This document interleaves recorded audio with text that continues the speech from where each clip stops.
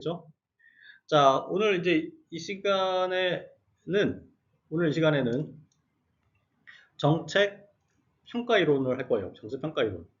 지금부터 이제 정책 평가 이론을 할 건데, 정책 평가 이론은 정책론에서도 제일 어렵고, 전체 행정학에서도 제일 어려워요. 알았죠? 자, 여기서 근데 그 방법이 없는 게 아니고, 한 번만 이해만 하면 돼요. 이해만. 이해하기가 조금 어려워. 근데 여러분들 여기 전공이 다 어떻게 되나? 전공이 어떻게 되죠? 대충? 역사. 아, 역사가 힘들겠다. 어떻게, 기계공학도 힘들겠다. 그다음 딴 사람들은 자 그렇게 된다 이거죠. 식품영양. 자 갑시다. 정책평가 이론을 할 건데 자 오늘부터 이제 저라 이거 근데 이건 한 번만 이해를 하면 전체적으로 이제 하나가 이해가 되면 이제 풀려나가는 파트라서 그 이해하는 데 초점을 맞췄으면 좋겠어요. 자 정책평가 이론은 총 3개로 구분된다. 정책평가 기준 이론, 그 다음에 유형 이론, 그다음에 그다음에 그다음 평가 이론 이렇게 3가지로 구분된다라고 보시면 돼요. 자, 적재 평가 기준 이론부터 볼게요. 자, 그 정책 평가라고 하는 것 자체는 일단 먼저 좀 들어가기 전에 좀 여러분 대충 설명드릴 게 뭐냐면 정책 평가 단계가 이렇게 구성되어 있어요. 알았죠? 근데 이거 지금 뭐 제가 설명드린 것보다 나중에 다 공부하고 나서 한번 보시는 게 더 편해요. 알았죠? 지금 뭐 봐도 잘 이해가 잘 안 되니까. 자, 이렇게 구성되어 있다라고 대충 보시면 되고 평가 기준부터 볼게요. 평가 기준은 그 나카무라하고 스바루라는 사람이 평가 기준을 제시를 했어 우리한테. 자, 이 사람도 뭐라고 주장을 하냐면 이렇게 주장을 해요. 자, 정책 평가 기준은 그다음에 능률성, 주민 만족도, 수혜자 대응성, 체제 유지도가 정책 평가의 기준이 된다라고 주장을 해요. 이해됐죠? 정책 평가는 그러면은 이 5가지를 평가해야 된다라고 하는 거가 되는 말이에요, 알죠? 근데 일반적으로 우리 가장 중요하게 생각하는 거는 요거예요. 효과성. 정책의 효과성을 평가하는 게 가장 핵심이 된다라고 보면 됩니다. 그래서 모든 평가는 정책 효과성 평가다라고 보도 무방합니다. 이해됐죠? 근데 여기서 이제 우리가 주의해서 봐야 될 게 뭐냐면, 자, 효과성은 뭐 정책 목표 달성했느냐를 평가해야 되고, 그 다음에 능률성은 경제적으로 정책 목표를 달성했느냐를 평가하는 거고, 그다음에 주민 만족도는 자, 이해관계자 사이의 조정과 타협을 통한 갈등을 해소했느냐를 평가하는 게 주민 만족도예요. 알았죠? 우리가 알고 있는 주민 만족도 다 달라요. 자, 우리가 알고 있는 주민 만족도는 뭘 말하는 거냐면 그 다음에 있는 수혜자 대응성이 우리가 알고 있는 주민 만족도예요. 얼마나 주민을 만족시켰느냐, 얼마나 국민을 만족시켰느냐. 이게 수혜자 대응성이라고 해요. 알죠? 이게 시험 문제 나와요. 그러니까 얼마나 시험 문제 되기 좋아. 그래서 속으면 안 돼요. 체제 유지도는 정책이 국가, 정부, 조직 발전에 얼마나 기여를 했느냐를 평가하는 게 체제 유지도 평가다라고 보면 됩니다. 그래서 이 나카무라와 스무로드는 정책 평가 기준이 몇 가지다? 총 5가지다. 알았죠? 효과성, 능률성, 주민만족도, 수혜자 등성, 체제 유지도 이게 있다라고 주장을 했어요. 알았죠? 됐죠? 우리가 주로 정책 평가라고 했을 때는 뭘 평가하는 무슨 그 나카무로 스무로드 기준으로는 뭘 평가하는 거다? 효과성을 평가하는 거다. 알았죠? 우리가 정책 평가라고 말을 막 쓰잖아. 나카무로 스무로드 기준으로는 정책 효과성을 평가하는 거다. 라고 보면 되고 주민만족도랑 그다음에 수혜자 대응성은 구분해야 된다. 알았죠? 속으면 안 된다. 까지 떼요. 주민 만족도는 이해관계자 사이의 타협과 조정을 통해 갈등 해소했느냐. 정책이. 이걸 설명하는 거다라고 보는데요. 근데 정책 효과성은 있는데 주민 만족도가 떨어뜨리는 경우 있어요? 없어요? 문제를 막 해결했어요. 우리가 갖고 있던 문제를 해결했는데 주민들 간의 사이가 안 좋아졌어. 그러면은 효과성은 높은데 뭐가 떨어진 거야? 만족도가 떨어진다라고 보는 거예요. 그러니까 이 사람의 관점은 정책 평가를 한쪽 측면에서만 안 된다라는 뜻이야. 알았죠? 오히려 만약에 체질 유지나 스트레스 대응성을 떨어뜨려 버리면 정책이 바람직하다라고 할 수 있다 없다. 얘들은 없다라고 한 거예요. 알았죠? 사실은 이것도 뭐 그냥 낙관으로 스무로드가 그냥 할 쓸데없는 얘기 한 것 같은데 실제로는 어마어마한 의미가 있는 내용들이요. 자 이제 봅시다. 이제 본격적으로 들어가요. 자 그다음 평가 유형 이론 할 거예요. 평가 유형 이론. 자 시험 문제 엄청 많이 나와요. 알았죠? 자 우리가 이제 정책 평가 이론을 여기서 이제 한 문제가 나와요. 보통 이 문제가 나오는데 우리가 이제 주의해서 봐야 될 거는 일반적으로는 시험 문제가 정책 효과성 평가에서 다 나와요. 실제로는 거의 70%가 알았죠? 나머지가 안 나올 경우가 이제 정책 평가 유형 이론이 나와요. 알았죠? 70% 넘어있다. 이게 한 80% 아주 나머지 한 20%가 여기서 나온다라고 보시면 됩니다. 이해됐죠? 한 문제가 출제가 되는데 비율상으로. 자, 정책평가 유형부터 볼게요. 자, 이 정책평가 유형 이론은 자, 평가 시기에 따른 유형 이론과 평가 목적에 따른 유형 이론 둘로 나눠집니다. 자, 무엇과 무엇으로 나눠진다? 무엇과 무엇으로 나눠진다? 시기와 목적에 따라 나눠진다. 알았죠? 놓치면 안 돼. 알죠? 시기와 목적. 엄청 헷갈려요. 시기와 목적에 따라 유형이 구분된다라는 거예요. 자, 먼저 평가 시기에 따른 유형 이론은 자, 정책 평가를 어떤 유형으로 구분할 수 있을까라고 했을 때 이렇게 주장해요. 시기에 따라서 유형을 구분할 수 있다라고 주장하는 이론은 정책 평가를 형성적 평가와 총괄적 평가로 구분할 수 있다라고 주장해요. 알았죠? 자, 그럼 이 시기라고 하는 것 자체가 어떤 걸 말하는 거냐면 정책이 있죠. 정책이 결정되고 나서 정책이 집행이 돼요. 결정했어. 그럼 집행이 되겠죠? 그럼 정책 집행이라고 하는 게 딱 종료가 되겠죠. 종료. 정책 집행의 종료가 딱 되겠지. 정책 집행 언제 종료돼요? 인력과 자원의 투입을 더 이상 하지 않으면 정책이 종료되는 거지. 알았죠? 요거야, 요걸 기준으로 해서 여기서 하면은 무슨 평가? 형성적 평가. 알았죠? 요걸 기준으로 해서 요 이후에 하는 것을 무슨 평가라고 한다? 총괄적 평가라고 한다. 어렵지 않죠? 너무 쉽죠? 자, 그럼 볼게요. 그러면 형성적 평가를 왜 할까요? 왜? 이걸 기준으로 해서 요때 평가를 하는 정책 집행 과정에서 인력과 자원을 막 투입하는 과정에서 평가를 왜 할까요? 왜 할까? 이때는 우리가 왜 이때 막 이루어지는 거를 왜 평가를 할까요? 그렇죠. 정책 집행 상황에서 문제가 없나를 보려고 하는 거야. 알죠? 정책에서 막 하는 그 여러 가지 문제가 생길 수 있겠죠. 장애물이 생길 수 있겠지. 그 장애물이 뭐가 있는지를 확인하기 위해서 형성적 평가를 한다라고 불러요. 알았죠? 자, 이해됐죠? 자, 그 다음에 그 총괄평가, 요 시점을 넘어서 하는 게 총괄평가예요. 총괄평가를 왜 할까요?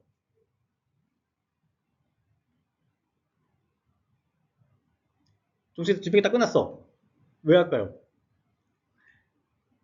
정책 집행이 목표를 달성했느냐 여부를 판단하기 위해서 총괄적 평가를 하는 거야. 알았죠?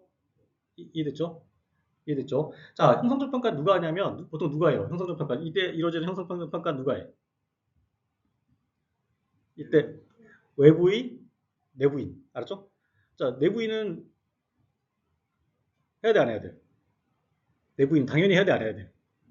내부인 당연히 해야죠. 자기가 정책 집행하는 입장에서는 뭐 문제점 있나 없나 팔박해서 문제를 해결해야 되니까 빨리 해야겠죠. 외부인도 할 수 있는 거죠. 알았죠?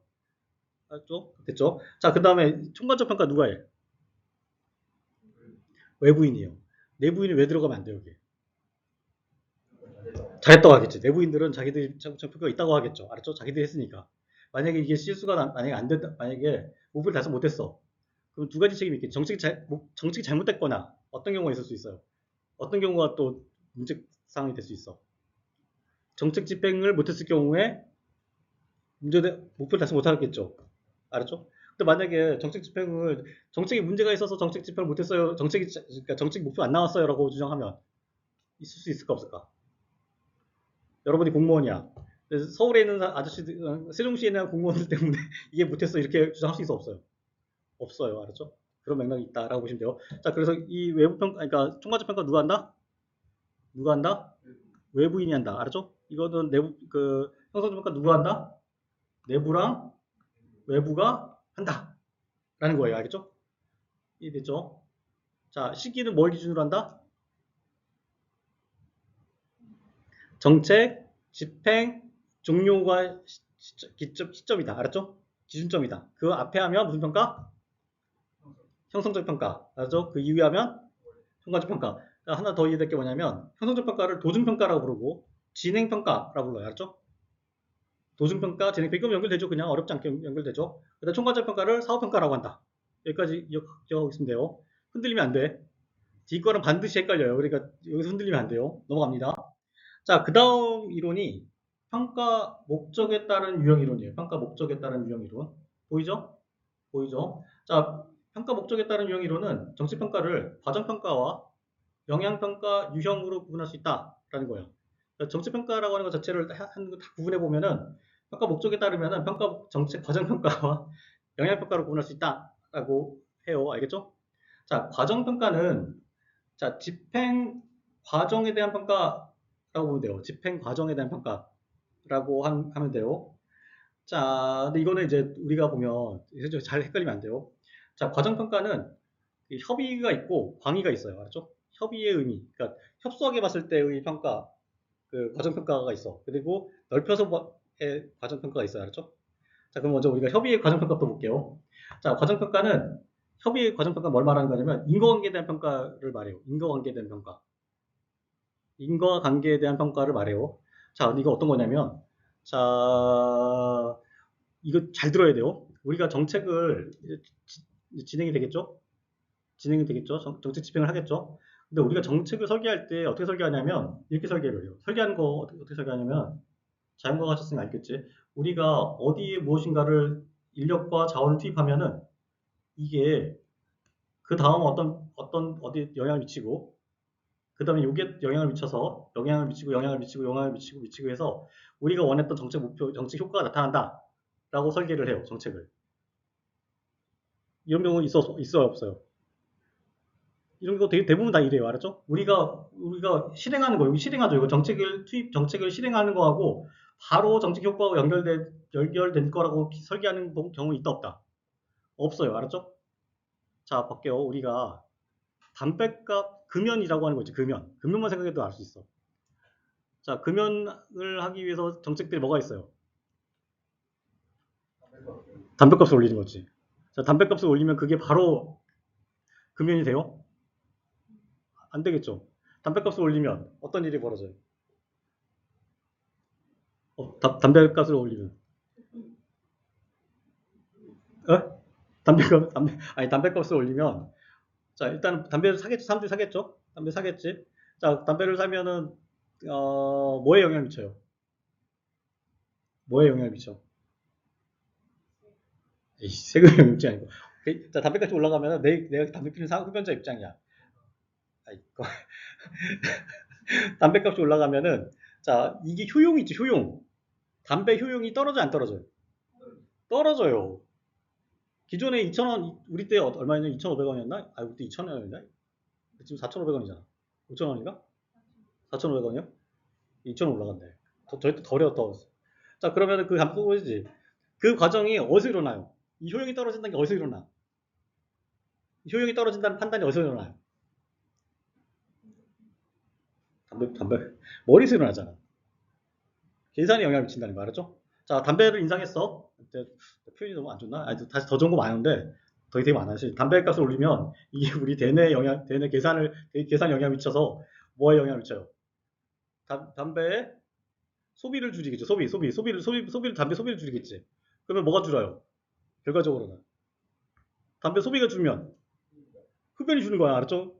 몇 단계로 이루어져요. 이렇게 설계를 어떻게 이런 단계를 거쳐서 설계를 해. 정책이라고 하는 것 자체는.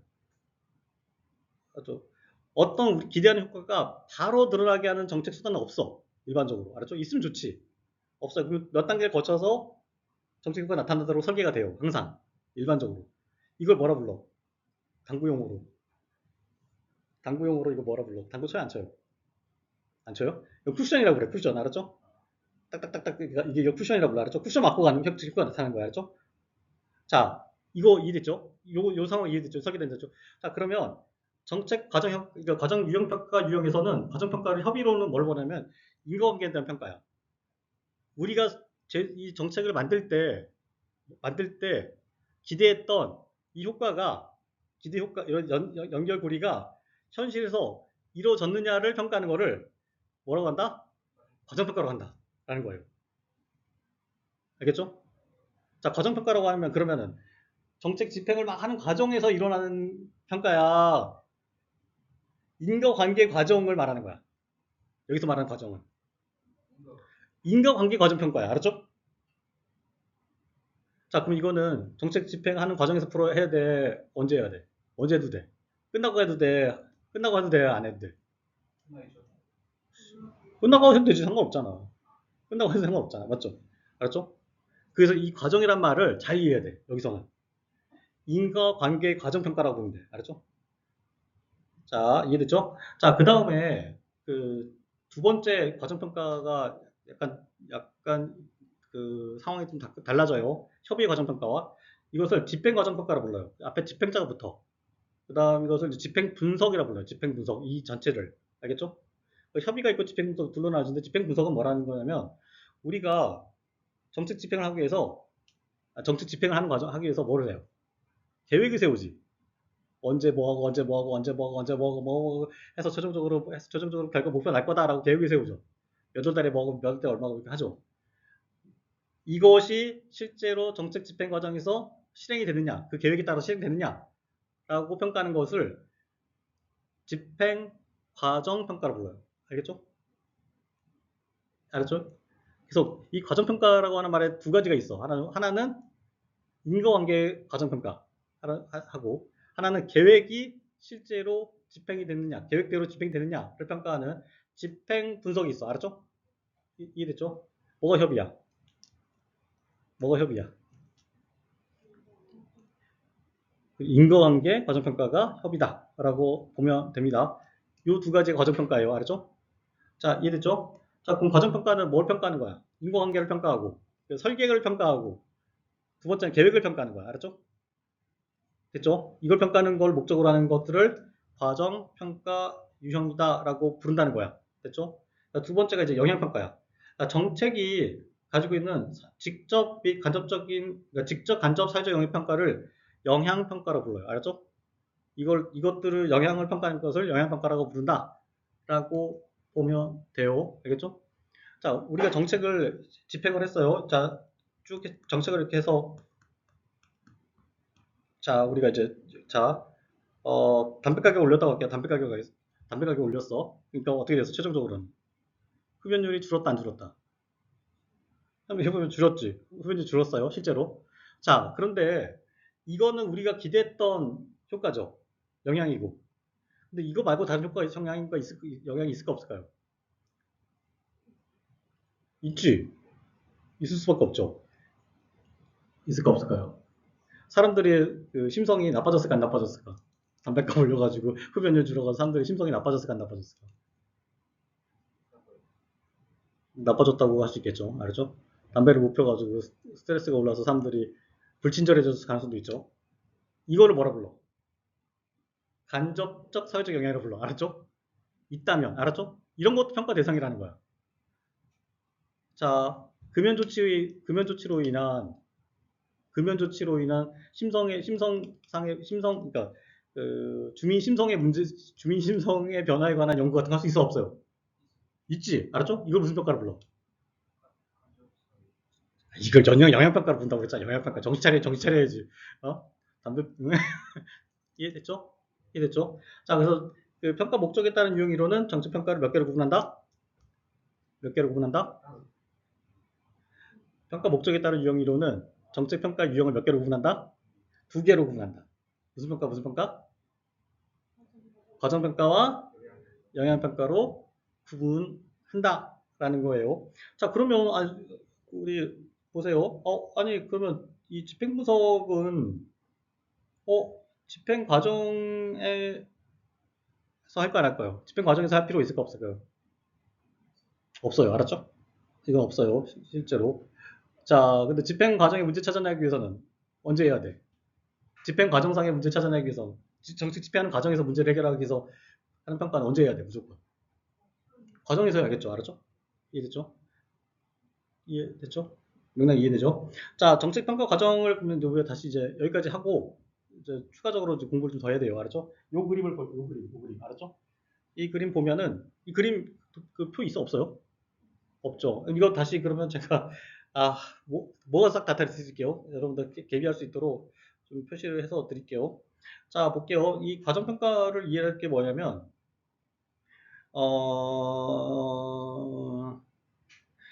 우리가 지금 현재 과정 평가하고 무슨 평가를 했어요? 이 영향 평가를 했죠. 과정 평가와 영향 평가를 했어요. 이해됐죠? 과정 평가와 영향 평가를 했어요.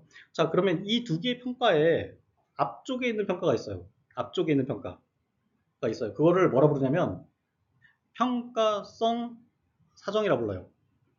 평가성 사정. 이 평가 이 두 개의 핵심 평가. 요 평가 이전에 있는 평가를 평가성 사정이라 불러요. 알았죠? 자, 평가성 사정이라고 하는 걸 뭘 말하는 거냐면 평가 가능성에 대한 판단이라는 뜻이야. 알았죠? 이게 과연 이 정책에 대한 평가가 가능하냐 판단해 보는 것을 평가성 사정이라고 불러. 알았죠? 근데 우리가 평가하기 전에 이 평가성 사정을 해야 돼, 안 해야 돼?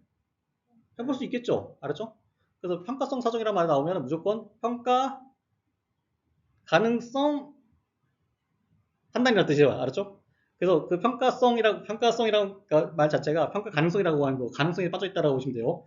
자, 가능성에 대한 평가, 소망성에 대한 평가를 한다라고 보시면 돼요. 자, 그러면 이제 그 과정평가, 영향평가가 다 끝났어요. 알았죠?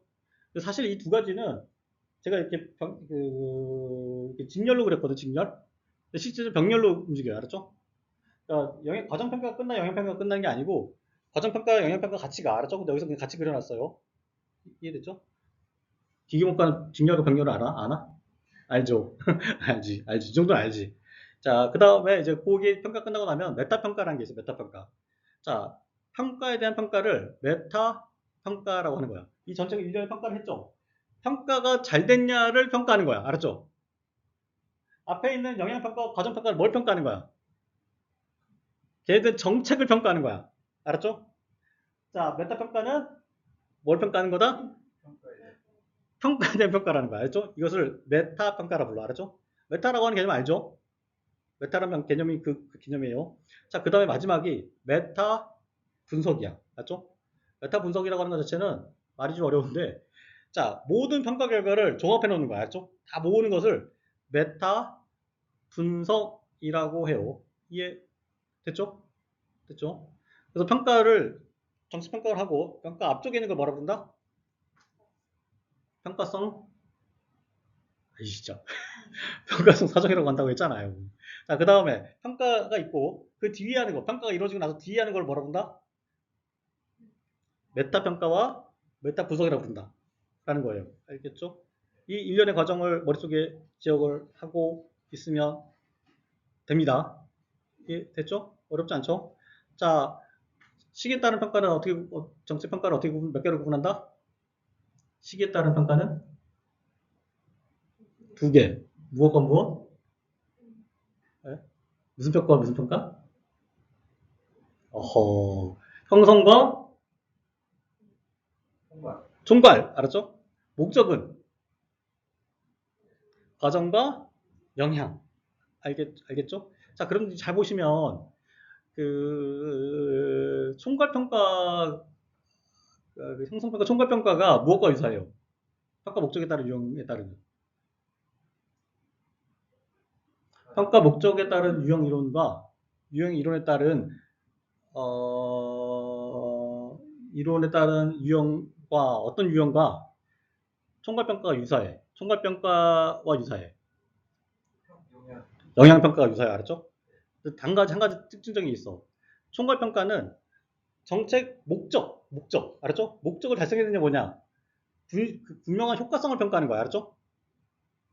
목적을 달성했냐 못했냐를 목표를 달성했냐 못했냐를 평가하는 거고, 영향평가는 정책 목표 외에 다른 효과, 알죠? 다른 효과까지 평가하는 개념이다라고 보면 됩니다.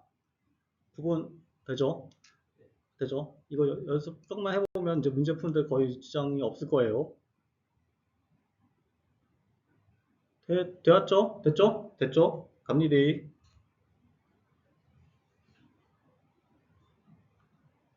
자, 이제 그 다음 파트가 뭐냐면 정책 효과성 평가 이론이에요. 마지막 파트가 정책 효과성 평가 이론이다라고 보면 돼요. 이 정책 효과성이라고 말하는 자체는 어디 나왔어요? 누구 이론에 나왔어? 누구 이론에 나왔어요? 효과성이란 말 자체는. 정책 평가 낙관으로 나왔죠? 거기 나왔죠? 거기에 정책 평가 기준에 보면 효과성이란 말이 있었지. 그 효과성이야. 이해됐죠? 이해됐죠? 자, 그러면 이제 볼게요. 자, 평가성 이론은 총 세 가지로 구분돼요. 정책 효과성 평가 요소 이론. 평가 요소가 뭐가 있느냐. 그 다음에 효과성 평가 방법 이론. 여기가 이제 그 유명한 진실험, 준실험, 비실험 이게 나와요. 알았죠? 이게 그 내용이고, 두 번째 장이. 자, 세 번째 장이 정책 효과성 평가 타당성 저해 요소가 이제 세 번째 장이다라고 보면 됩니다. 하나씩 볼게요. 여기서 가장 중요한 거는 첫 번째가 가장 중요해요. 정책 효과성 평가 요소 이루어가는 가장 중요해요. 이것만 이해하면 정책 평가는 거의 끝났다고 보면 돼요. 거의 끝났다고 보면 돼요. 자, 이제 봅니다. 우리가 이제 여기 여러분들 그림이 없을 수도 있는데 그냥 이것만 보세요. 알았죠? 자, 우리가 정책 평가 과정을 이제 설명을 드리려고 그래요. 이것만 이해하면 돼. 이것만 좀 집중적으로 이해를 하면 정책 평가는 거의 끝났다라고 보면 됩니다. 자, 우리가 정책 평가를 어떻게 하는 거냐면 우리가 정책이라고 하는 것을 시행을 하겠죠. 정책이라고 하는 시행을 해요. 이게 어떤 영향을 미쳤는지, 어떤 효과를 갖고 있는지를 판단하는 게 뭐라고 했죠? 정책, 그걸 뭐라고 그런다고 했지? 제가 정책 평가라고 그랬죠. 평가. 알았죠? 정책 평가를 어떻게 하는지를 제가 설명드릴 거예요. 알았죠? 여기서 효과라고 하는 것은 내가 갖고 있던 기대 효과도 있을 수 있고, 내가 갖고 있지 않았지만 발생할 수 있는 가능성이 있는 기대 효과도 있어요. 알았죠? 이 두 가지 다 포함된다라고 보면 됩니다. 이해됐죠? 자, 먼저 정책 평가 어떻게 하는 거냐면 일단 정책을 머릿속에 이제 정책을 내가 시행한 정책을 이제 머릿속에다가 이제 그림을 그려요. 알았죠? 정책을 그려요. 자, 그러면 이 정책을 가지고 판단하는 거예요. 판단하는 거예요. 이 정책이라고 하는 것 자체는 어디 영향을 미치고, 이건 어디 영향을 미치고, 어디 영향을 이렇게 미쳐가지고, 어떤 효과가 났을 거다라고 판단하는 거야. 그렇죠? 첫 번째 이거 판단을 해. 이 정책은 A라고 하는 효과를 낼 거야. 자, A라고 하는 정책은 B라고 하는 효과를 낼 거야 라고 이렇게 판단하는 거야. 알았죠? 근데 이거 어떻게 판단해? 자, 이 A 정책은 어디에 영향을 미치고 어디에 영향을 미치고 어디에 영향을 미치고 이렇게 미쳐서 최종적으로는 B라고 하는 정책 효과를 낼 거야 라고 판단하는 거야. 알았죠? 이거를 뭐라 부르냐면 뭐라 불러요 이거를. 응? 이거를 뭐라 부르냐면 추론이라 불러요. 알았죠? 추론이라 불러. 알았죠? 추리한 거잖아. 추리. 이 정책 효과가 B라고 하는 효과를 낼 거다라고 추론해서 이 B라고 하는 효과를 만들어낸 거야. 알죠? 이해됐어? 안 됐어요? 이게 추론이야. 추론. 이해됐죠? 자, 추론이 됐으면 자, 최종적으로는 이 추론을 했어요. 그러면 이게 맞다고 판단되면 요 중간 과정을 다 어떻게 해? 중간 과정을 이게 맞다라고 판단이 되면 없애요. 오, 역시 이과 없애요. 그러면은 A하고 B만 남겠죠. A하고 B하고 묶여 있는 걸 뭐라 불러? A 정책은 B 효과를 야기한다라고 정리를 하면 그게 뭐가 되는 거야? 가설이 되는 거야. 가설. 알았죠? 자, 그러면 이 추론을 통해서 가설이 완성돼요. 알았죠? 가설이 완성돼. 자, 가설이 완성됐으면 이거는 어디 세계에 있는 거야? 현재까지는. 이 가설은 어디에 있어, 지금 현재? 현실에서 벌어진 거야? 아니면 내 머릿속에 있는 거야? 연구자의 머릿속에 있는 거야? 네? 머릿속에 있는 거죠. 머릿속에. 그럼 이거를 현실에서 맞다고 할 수 있어, 없어? 내 머릿속에 있는 거를 맞다고 할 수 있어, 없어? 없어요. 알았죠? 그래서 이것을 현실에서 한번 해보는 거야. 알았죠? 이것을 현실에서 해보는 거야. 현실에서. 내 머릿속에 있는 거랑 현실에서 있는 거랑 한번 해보면 어때요? 어때? 어때요? 그게 맞으면, 두 개가 일치하면 일단 내 가설이 맞다고 할 수 있겠죠. 근데 내가 현실에서 해봤는데 안 됐어. 그러면 내 가설이 틀린 거야, 맞은 거야? 틀린 거가 되는 거야. 알았죠? 그거를 뭐라 그래? 현실에서 내 가설이 맞는지 안 맞는지 현실을 해보는 걸 뭐라 불러? 실험이라 불러. 알았죠? 이해됐죠? 실험이에요. 실험이라고 하는 것 자체는 되게 협소한 실험이 있고 굉장히 넓은 실험이 있어요. 좁은 실험이 있고 되게 넓은 실험이 있어. 알았죠? 근데 우리가 말하는 실험은 되게 좁은 실험이야. 알겠죠? 됐죠? 자, 그 다음에 실험을 해봤어요. 실험을 해서 했더니 실험 결과와 가설이 일치하느냐, 일치 않은 거냐. 를 판단하는 거야. 있어. 그러면은 어떻게 해? 있어. 그러면 이게 정책이 그러니까 A 정책이 B라고 하는 효과가 있다라는 것을 최종적으로 결정해. 이걸 뭐라 불러? 정책 평가라 불러. 알았죠? 정책 평가는 결과적으로 그 구성이 어떻게 돼 있어? 정책 평가 모양은 정책과 A 정책과 B 효과로 구성돼 있어. 알았죠? 이걸 결정하는 것도 평가라 부르고 그 모양 A 정책이 B 효과를 낸다라고 하는 구성도 정책평가라 불러. 알았죠? 정책평가는 그 동적인 것과 정적인 게 다 들어가 있는 거 알았죠? 이해됐죠? 정책평가 어떻게 한다? 제출 뭘 한다? 여러분도 이해했어. 특히 우리 선생님 이해했어. 맞죠? 이해했어. 이거는 이과들은 잘 이해하더라고 보니까.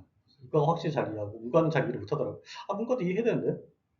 네, 대충 볼게요. 첫 번째 뭐부터 한다? 정책평가는 추론부터 한다. 그래서 정책이 어디에 영향을 미쳤는지를 추리한다. 알았죠? 추리는 어떻게 한다? 얘를 갖고 얘는 여기 영향을 미칠 거라고 이제 추론을 하는 거야. 추리하는 거야. 추리. 알았죠? 추론을 통해서 정책이 일단은 어떤 효과를 낼 건지를 예상한다. 알았죠? 그게 맞다면 그것을 어떻게 한다? 가설화한다. 가설화하면은 그 가설이 현실 세계와 맞는지 안 맞는지를 판단한다. 그걸 뭐라 부른다? 실험한다. 실험이 끝나면 최종적으로 정책평가가 완료된다. 알았죠? 정책평가는 어떻게 될까요? 정책이 영향이 있다, 이런 영향이 있다, 또는 없다, 이렇게 평가가 이루어지겠죠? 이런 일련 과정이 있어야 돼요. 이런 일련의 과정을 정책평가 과정이라고 불러요. 이해되죠? 그래서 여러분들이 가설이라고 하는 개념을 이해할 거야, 이제부터는. 가설이라고 하는 개념을 정확하게 이해할 수 있어요. 알았죠? 이해됐죠? 모든 실험은 그러면 무엇이 있어야 돼? 가설이 있어야 돼. 가설. 알죠? 모든 실험은 가설이 있어야 돼요. 우리가 그 어떤 것도 가설이 없는 상태에서 실험할 수가 없어요. 그래서 우리가 보통 실험이 이루어지죠. 가설 없이 막 실험하는 경우가 있어. 근데 실제로 보면 글씨로 쓰지 않았다 하더라도 그러니까 그 잠재적인 가설이 존재해요. 그 존재하기 때문에 우리가 실험을 하게 되는 거예요. 알죠? 이해됐죠? 됐죠? 자, 볼게요. 자, 이런 정책평가 과정에서 정책에서는 이 정책 그 효과성 평가 과정이 이런 과정이고 이 평가 과정에서는 총 세 가지를 갖고 있어야 돼요. 세 가지. 이 전체 일련의 과정에서 가지고 있어야 될 게 세 가지야. 첫 번째가 뭐냐면 인과관계를 갖고 있어야 돼. 인과관계. 인과관계를 갖고 있어야 된다고 그러고 두 번째는 타당성과 신뢰성을 갖고 있어야 된다고 그래요. 알죠? 자, 인과관계는 어디서 갖고 있어야 될 것 같아? 그러면요. 추론에서 인과관계를 갖고 있어야 돼. 추론에서. 알았죠? 추론이 A가 그 A 정책이 여기 영향을 미쳤다고 하는데 이 두 개가 인과관계가 없으면 이 추론은 맞아 안 맞아요? 잘못된 추론이 알았죠? 잘못된 추론이 되는 거야. 그래서 이 추론 과정에서 뭐 갖고 있어야 된다? 인과관계를 갖고 있어야 된다. 알았죠? 자, 그 다음에 타당성과 신뢰성 갖고 있는 타당성 신뢰성 어디서 갖고 있어야 돼? 실험에서 갖고 있어야 돼. 알았죠?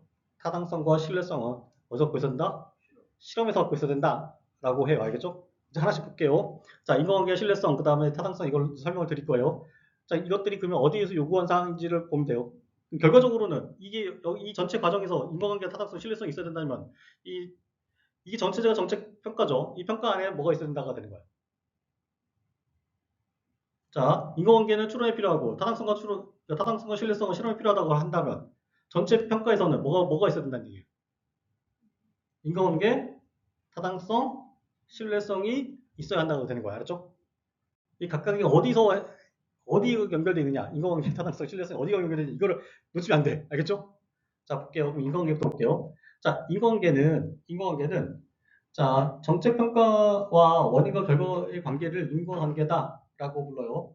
인과관계가 성립하려면 A하고 추론해서 A하고 B하고 인과관계가 성립하려면 자, 첫 번째 세 가지가 있어야 돼. 세 가지. 첫 번째 시간적 선행성이 있어야 돼.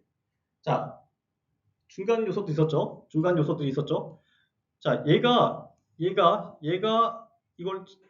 여기 영향을 미친다라고 했어요. 정책이 A가 여기 영향을 미친다고 했어. 자, 그럼 누가 먼저 있어야 돼? A가 먼저 있어야 돼. B가 여기 잠깐 이걸 뭐라 볼까요? A 다시라고 할게. A 다시가 먼저 있어야 돼. A가 있어야 돼. 알았죠? 근데 만약에 실제로 어떤 사람들이 이게 먼저 있고 그다음에 A가 있다고 그래. 그럼 이게 인과관계 있어 없어? 인과관계가 없으면 추론이 제대로 된 거 안 된 거야? 안 된 거 알았죠? 그 추론은 바로 기각이야. 알았죠? 됐죠?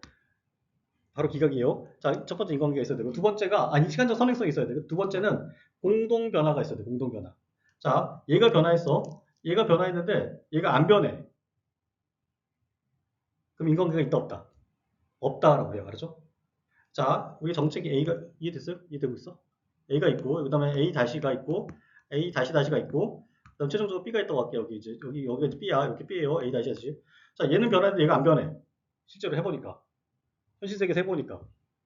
그런, 얘는 변하고 얘는 안 변하는 것을 이렇게 두 개를 묶어놨어. 이렇게 묶었어. 인과관계가 있다 없다? 없다. 알았죠? 얘가 이렇게 변하면 이렇게 변하든지 이렇게 변하든지 변화가 있어야 돼. 이걸 공동 변화라고 불러. 알았죠? 이래야 인과관계가 있다라고 하는 거예요. 이건 너무 상식적이야. 근데 마지막으로 자, 경쟁 가설을 배제할 수 있어요. 경쟁 가설. 알았죠? 다시 말해서 정책 다른 요소들이 여기에 미친 다른 요소들이 끼어들면 안 돼요. 알죠? 이거 영향을 미치는 요소 요런 다른 이거 자, 요소들이 여기 끼어들면 안 돼. 알았죠? 이것을 경쟁 가설의 배제라고 불러. 알았죠? 얘는 무조건 누구여야 돼? 이 B라고 하는 효과는 어디서 무조건 와야 돼? A에서만 와야 돼. 알았죠? 근데 만약에 이게 중간에 들어와서 여기도 꼈어. 여기도 꼈어. 자, 근데 얘는 이거 연결이 안 돼. 이거 두 개 연결이 안 되는데 이렇게 해서 이렇게 연결했어. 이렇게 연결했어. 이거는 경쟁 가설을 배제한 거야. 경쟁 가설을 배제하지 못한 거야. 배제하지 못한 거죠. 이러면 인과관계가 있다 없다? 없다. 그럼 추론이 제대로 된 거다 안 된 거다? 안 된 거다라고 하는 거야. 알았죠? 자, 추론에는 뭐가 필요하다? 추론에는 뭐가 필요하다? 인과관계가 필요하다. 인과관계에는 무엇과 무엇이 필요하다? 선행, 동시변화, 그 다음에 공동변화, 동시변화 같은 말이에요. 그 다음에 마지막으로 경쟁가설의 배제가 필요하다라고 하는 거예요. 알겠죠? 자, 요게 시험 문제 나온다 안 나온다?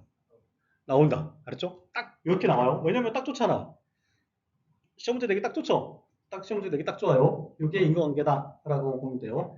자, 이제 두 번째 개념, 타당성이에요. 타당성 어디서 필요하다고 그랬죠, 저희가? 실험에서 필요하다고 그랬죠, 실험. 실험에서 평가하는데 실험을 하기 전에 우리가 미리 타당성에 대해서 설명을 좀 할 거예요. 알았죠? 자, 그 다음에 신뢰성까지 같이 설명할 거예요. 자, 이게 타당성은 총 4가지로 분돼요. 타당성은. 타당성은 4가지로 평가되는데 가장 중요한 게 이제 내적 타당성과 외적 타당성 이렇게 둘로 구분돼요. 외적과 내적으로 구분돼요. 자, 이제 자, 실험 상황에서 다른 요소들이 다른 요소들이 그러니까 실험했는데 정책과 정책 효과 사이에 다른 요소들을 실험이 배제할 수 있으면 다른 요소들을 배제할 수 있으면 A 말고는 다른 요소가 전혀 안 들어가게 막을 수 있으면 이거 뭐라 부른다? 내적 타당성이 높다라고 그래요. 내적 타당성이라고 하는 것 자체는 뭘 말하는 거다? 기타 요인 배제 가능성이 알았죠? 이해돼서 안 됐어요. 기타 요인 배제 가능성 알았죠? 이게 내적 타당성이고 자, 그 실험 결과를 썼을 때 최종 실험 결과를 썼을 때 실험의 결과가 있겠죠? A와 B가 뭐 영향이 있다라고 실험 결과가 냈는데 그것이 일반화 가능성 다른 데서 사용할 수 있으면 실험실 외에 다른 곳에서 사용해서 맞으면 알았죠? 이것을 뭐가 높다 그런다? 외적 타당성이 높다라고 그래요. 알겠죠? 일단 이렇게 들어두세요. 나중에 또 설명 드리면 바로 이해돼요.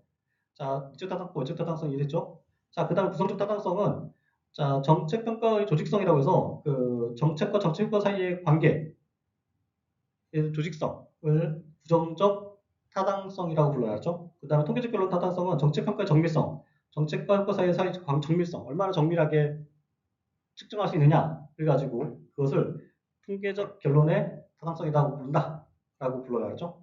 1차적으로 우리가 해야 될 게 뭐냐면 외적 타당과 내적 타당성을 이해를 하면 돼요. 알았죠? 이해됐죠? 이건 수업 들으면 바로 이해돼요. 알았죠? 그 다음에 이제 신뢰성. 자, 실험을 해요. 근데 그 실험 결과가 계속 동일한 결과가 나오면 뭐가 높다고 한다? 신뢰성이 높다고 그래요. 알았죠? 신뢰성은 실험 결과의 무슨 가능성? 무슨 가능성? 반복 가능성이 알았죠? 오케이. 그러면 내적 타당성 무슨 가능성? 실험에? 내적 타당성 뭐라고 얘기한다? 정확하게? 기타 요인 배제 가능성. 자, 그 다음에 외적 타당성은 일반화 가능성. 일반화 가능성. 알았죠? 그 실험 결과의 일반화 가능성. 자, 그 다음에 마지막으로 신뢰성은 실험 결과의 반복 가능성. 알았죠? 이걸 신뢰성이라고 본다. 실험은 뭐 갖고 있어야 된다? 실험은 무엇을 갖고 있어야 된다? 타당성과 신뢰성을 가지고 있어야 한다라고 해요. 알겠죠? 여러분들 그 학교 다니면서 실험 해보잖아. 이과들은 실험하죠. 그 내용이야. 알았죠? 그 내용이다라고 보면 돼요. 그 내용보다 더, 그 내용이 그걸 벗어나지 않아요. 그런데, 이 자연과학에서는 이런 걸 너무 일반화해가지고 너무 당연하게 생각해요. 우리 교수님들은 너무 당연하게 생각해서 이런 것들을 세세하게 설명 안 해줘요. 그래서 그게 좀 문제야. 사실은 근데 이게 매우 매우 중요한 내용이에요. 이거를 만약에 정확하게 이해하고 있으면 뭐든지 할 수 있어요. 뭐든지. 됐죠? 자, 여기까지 설명을 드렸어요. 자, 그러면 이제 우리가 이제 드디어 그 효과성 평가 방법 이론을 할 거예요. 효과성 평가 방법 이론을 할 거예요. 효과성 평가 방법 이론에는 진실험, 준실험, 비실험이 있는 거예요. 자, 실험을 뭐라고 그랬죠, 제가? 앞에서? 내가 세운 가설이 현실에서 맞는지 안 맞는지 한번 해보는 거 알았죠? 실험의 규모는 대규모가 있고 소규모가 있다고 그랬죠. 알았죠? 그것만 판단하시면 돼요. 그래서 만약에 이런 경우 있잖아. 우리가 실험을 했는 정책과 다인지를 하기 위해서 전 국민한테 상대로 해서 정책을 하고 전 국민을 상대로 만약에 했어. 전 국민을 상대로 그 조사를 했어. 이것도 실험이 아니야. 이것도 실험이야. 맞죠? 이거를 대규모 무슨 실험이라고 불러 이거는? 초대규모 실험이야. 알았죠? 초대규모. 근데 볼게요. 이거 생각해봐. 전 국민을 정책을 하고 이 효과가 있었는지 없었는지를 전 국민을 상대로 실험을 하려면 돈이 많이 들어간다. 엄청 들죠? 엄청 들죠. 그래서 할 수 있어 없어 이건 현실적으로. 불가능이야. 알았죠? 그 다음에 우리가 정책 목표를 달성했냐 못했냐를 따지기 위해서 실험을 했다고 한다 그러면 돈을 많이 들여서 실험을 할 수 있어 없어? 있죠. 그런데 우리가 아까 말했죠. 정책 목표 외 실험 효과들도 평가한다고 그랬죠. 그것 정책 평가 대상이라고 했지 분명히. 그거 실험하는데 돈 쓴다 그러면 가만 안 놔둘 거안 놔둘 거예요. 전 국민 상대로 한다 그러면 가만 안 놔두겠지. 돈 누가 내겠어 거기다가. 되겠죠? 자 그러니까 어떻게 해야 돼? 대규모로 해야 돼? 어떻게 해야 돼? 어떻게 해야 돼? 소규모로 해야 돼. 알죠? 소규모라든지 최소한 비용을 최소화하는 것들이 필요해요. 그래서 나온 것들이 진실험, 준실험, 비실험이다 라고 보면 됩니다. 알았죠? 자 먼저 진실험부터 볼게요. 자 진실험 방법은 자 정책 효과성 어떻게 평가할 수 있을까? 라고 했을 때 이렇게 주장을 해요. 자 정책 효과성을 평가하기 위해서 자 실험 집단과 그 다음에 통제 집단 동지성 확보를 통해서 평가할 수 있다라고 주장해요. 이 말 안에 다 함축돼 있어. 알았죠? 자, 실험 집단과 통제 집단을 나누고 나서 이 양자의 동지성 확보를 통해서 정책의 효과성을 평가할 수 있다라고 주장하는 이론이에요. 알았죠? 자, 그럼 이제 하나씩 볼게요. 자, 우리가 여기 있는 그림 있죠? 그림. 자, 집단을 둘로 나눠요. 정책 효과성을 평가하기 위해서 둘로 나눠. 일단 집단 둘로 나눠. A 집단하고 B 집단 나눠요. 그리고 A 집단에게만 정책을 시행을 해. 알았죠? 자, 했죠? 근데 이것을 그 정책 뭐라 불러? 노출이라 불러. 알았죠? 정책 노출을 해요. 자, 그리고 나서 이 사람들을 어디다 가둬? 어디다 가둬? 실험실에 가두는 거 알았죠? 실험실에 가둬서 그러니까 실험실에 가둬서 A집단, B집단 나누고 그 다음에 A집단에게만 정책을 노출하는 거예요. 그리고 나면 시간이 지나서 정책 효과 나타나겠죠? 그러면 실험 집단과 통제 집단에 뭐만 보면 돼? 여기서 정책 효과를 알아내기 위해서는. 그렇죠. 실험 집단과 통제 집단에서 나타난 효과에 뭐만 보면 돼, 우리는. 효과에 뭐만 보면 돼? 차이만 보면 되죠. 그 차이가 뭐야? 그 차이가 뭐야? 정책 뭐라고 효과라고. 그게 정책 효과야. 알았죠? 됐죠? 이렇게 하는 것을 진실험이라 불러요. 이렇게 하는 게 진실험.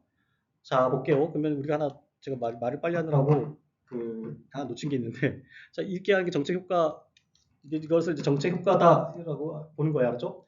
자, 근데 우리가 이제 이걸 하려면 가장 중요한 게 뭐냐면 여기 전제가 뭐였어? 동질성 확보라고 그랬죠.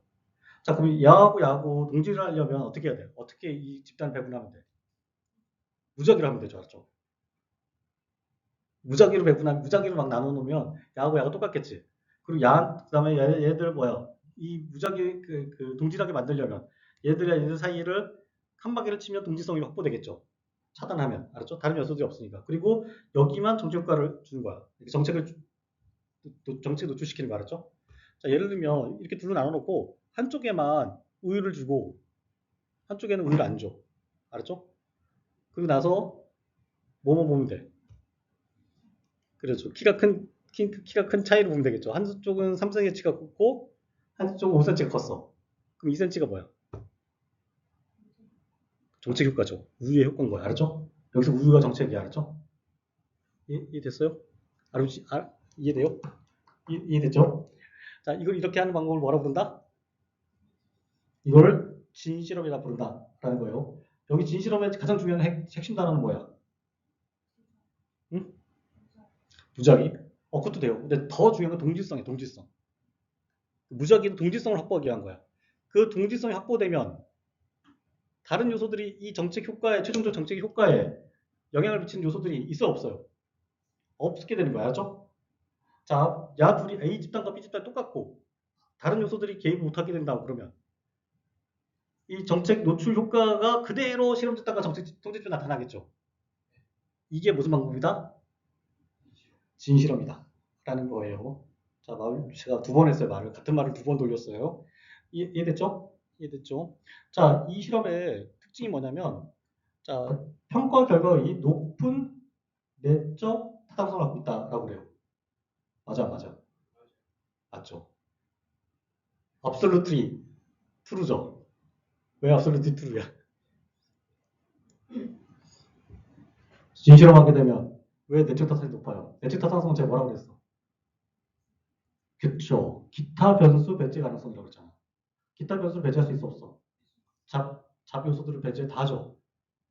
이거 뭐가 높아? 내적 타당성 높지. 내적 타당성이. 연결해. 아니, 좀 놓치면 안 돼요. 연결해야 돼요. 알았죠? 자, 반대로 평가 결과가 자, 낮은 외적 타당성을 갖고 있다라고 그래요. 알았죠? 자, 이 실험 결과를 가지고 와서 이 실험을 한국에서 했어요. 한국 실험실에서 했어. 이 실험 결과를 가지고 자, 미국에 갔어. 이 실험 결과 갖고 미국에 갔어. 자, 이 실험 결과가 미국에서 통할까 안 통할까? 미국에서 통할까 안 통할까? 안 통할 수가 있는데 안 통하지. 왜 그럴까요? 여기에는 미국이 갖고 있는 환경 요소가 들어갔어 안 들어갔어? 안 들어갔잖아. 미국이 갖고 있는 이거 실험 한국 실험실에서 했어. 근데 미국의 환경 요소가 들어갔어 안 들어갔어? 안 들어갔잖아. 맞죠? 그럼 미국에서 이 실험 결과 통할까 안 통할까요? 안 통하겠지. 그럼 이 실험 결과는 일반화할 수 있어 없어? 일반화 가능성이 높아 낮아? 낮아요. 일반화 가능성이 낮으면 뭐가 낮다고 그랬어? 외적 타당성이 낮다라고 그랬죠. 일반화 가능성이 높은 것을 뭐라고 부른다? 외적 타당성이 높다라고 했고 반대가 낮다고 그랬죠. 근데 이거는 이 결과를 일반화할 수 있어 없어? 없죠. 이건 실험실 상황인 거잖아. 현실 세계랑 거리가 멀어요? 멀죠. 일반화 가능성이 안 돼. 그럼 외적 타당성이 낮다라고 하게 되는 거야. 이해됐죠? 어렵지 않죠? 이 시험도 엄청 많이 나와요. 계속 나와. 자, 이게 한 번만 이해하면은 뭐 어렵지 않은데 조금 교수님들이 학생들을 우습게 보는지 이게 되게 시험이 많이 나와요. 됐죠? 자, 그 다음에 이제 한계점이 뭐가 있냐면 이 실험실 상황에서 이 실험하기가 돈이 많이 들까 안 들까요? 아무리 작은 규모로 한다 하더라도 돈이 많이 들어요. 알았죠? 돈이 많이 들어. 자, 만약에 이걸 사람을 상대로 한다고 그래봐. 생각을 해봐요. 사람을 상대로 한다고 그래도 시간 많이 들겠지. 공간을 펜슬 쳐야 되고 둘로 나눠야 되고 맞죠? 근데 여러분 쥐를 상대로 한다고 해도 봐봐. 돈이 많이 들어 안 들어? 쥐를 하는데 돈 많이 들죠. 알았죠? 나중에 이해돼요. 나중에. 자, 그래서 낮은 실현 가능성, 돈이 많이 들어서 실현 가능성이 어렵다라고 보면 되고, 자, 오염 효과로 내적 타당성이 약화된다라고 해요. 이건 나중에 뒤에 가서 다시 설명드릴게요. 알죠? 자, 그래서 오염 효과로 내적 타당성이 약화될 가능성이 있다. 이 실험 방법 자체가 내적 타당성이 높은데 다른 요소들, 오염 효과라고 하는 효과가 있어서 내적 타당성이 낮아진다. 그런 설명한 거예요. 알겠죠?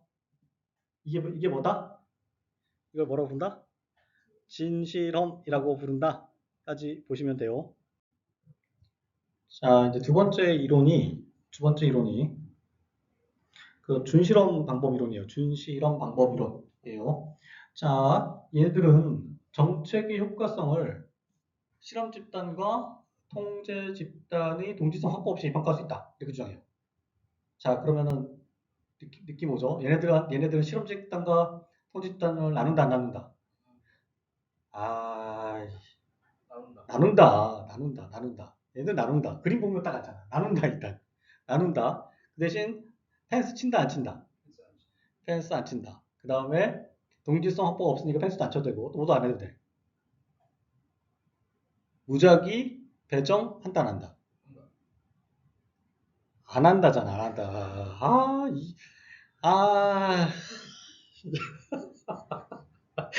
아, 이게 유머가 됐어. 이게 유머가 되면 안 되잖아. 됐죠?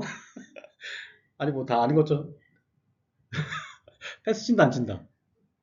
패스 친다, 안 친다? 준실험에서는. 어? 확실해요? 눈치로 맞춘 거 아니고? 눈치로 한 게 아니고요? 동지성 확보 안 한다, 안 한다? 동지성 확보 안 한다, 안 한다? 얘 좀 안 한다, 알았죠? 무작위 배정 한다, 안 한다? 안 해도 된다, 알았죠? 얘네들 뭐만 하는 거야, 그러면? 무슨 요소만 갖고 오는 거야? 진실험과 비교했을 때 무슨 요소만 갖고 오는 거야? 실험 집단과 통지 집단만 나누는 거야, 알았죠? 그리고 실험 집단한테만 뭐 한다? 정책 노출을 한다, 알았죠? 저 이렇게 되면 어떻게 볼게요? 자, 그러면 어떻게 돼요? 그러면 이제 정책 노출을 하게 되면 요 그 실험 집단과 통제 집단의 차이가 뭐가 되는 거예요? 이렇게 실험을 하게 되면 요게 뭐가 된다? 뭐가 된다? 이씨, 정책 효과잖아, 정책 효과, 알았죠? 야들의 차이가 뭐가 된다? 실험 집단과 통제 집단의 차이가 뭐가 된다? 정책 효과가 된다, 알았죠? 맞아요, 안 맞아요? 맞겠죠? 됐죠? 특징은 자, 이게 중요해요. 평가 결과에 상대적으로 높은, 자, 상대적으로. 그러니까 비실험보다는 높다. 내적 타산 높다. 근데 뭐보다는 내적 타산이 낮다?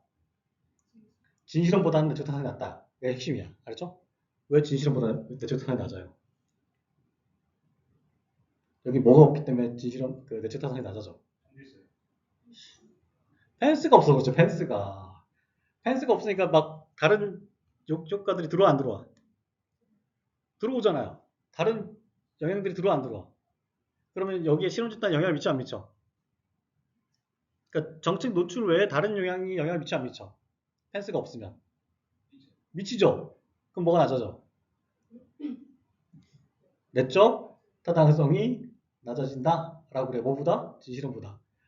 비실험보다 낮다라고 해요. 그건 나중에 상대적인 거예요. 자, 그 다음에 평가 결과가 그 외적 타당성이 높다, 안 높다?